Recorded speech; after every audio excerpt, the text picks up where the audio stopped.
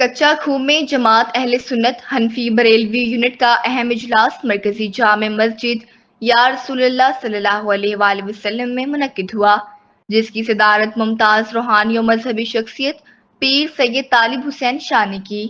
اجلاس کا آغاز قاری اصغر کریمی کی تلاوت کلام پاک سے ہوا، جبکہ قاری منیر احمد نے نعت رسول مقبول صلی اللہ علیہ وآلہ وسلم پیش کی۔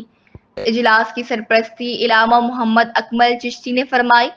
اجلاس میں قاری بلال سلطانی اور قاری اشفاق احمد چشتی نے اظہار خیال کرتے ہوئے کہا کہ اس سال بھی ظفر المظفر میں بزرگان دین کے عرس اور ربیع الاول میں جشن عید میلاد النبی صلی اللہ علیہ وآلہ وسلم بھرپور عقیدت و احترام سے منایا جائے گا۔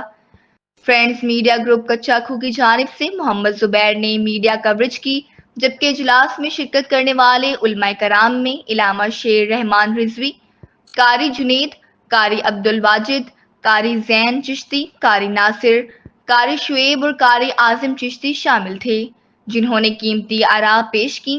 اجلاس کے اختتام پر امت مسلمہ، وطن عزیز پاکستان اور عالمی امن کے لیے اجتماعی دعا کی گئی۔